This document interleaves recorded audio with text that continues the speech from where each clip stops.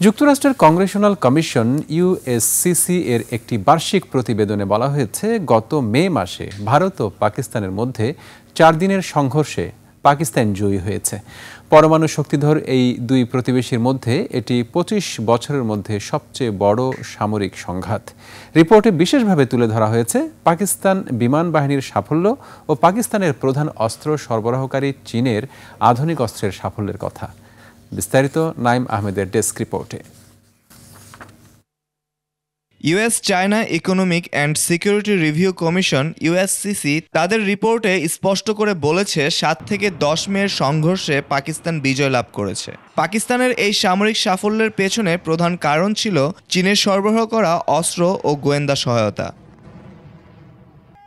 Commission জানিয়েছে, এই সংঘাতকে চীন তাদের নতুন সামরিক সরঞ্জামগুলোর কার্যকারিতা পরীক্ষার একটি সুযোগ হিসেবে ব্যবহার করেছে। চীনা HQ-9 ভূমি থেকে আকাশে নিক্ষেপযোগ্য ক্ষেপণাস্ত্র ব্যবস্থা, PL-15 আকাশ থেকে আকাশে নিক্ষেপযোগ্য ক্ষেপণাস্ত্র এবং J-10C যুদ্ধবিমান পাকিস্তান নির্ভুলভাবে ব্যবহার করেছে, যা ভারতের বিলিয়ন বিলিয়ন ডলারের আধুনিক প্রতিরক্ষা ব্যবস্থাকে দমিয়ে দিয়েছে। রিপোর্টে উল্লেখ করা হয়েছে, চীনের অস্ত্র ব্যবহার করে পাকিস্তান ভারতের ফরাসি প্রযুক্তির রাফাল জেট সহ বেশ কয়েকটি বিমান ভূপাতিত করে।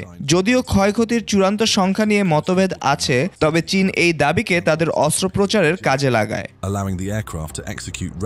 এছাড়াও দুবাই এয়ার শো সহ সাম্প্রতিককালে কয়েকটি ঘটনায় ভারতের তেজস সহ বেশ কিছু যুদ্ধবিমান দুর্ঘটনার ঘটনা দেশটির সামরিক সক্ষমতা নিয়ে প্রশ্ন তুলেছে।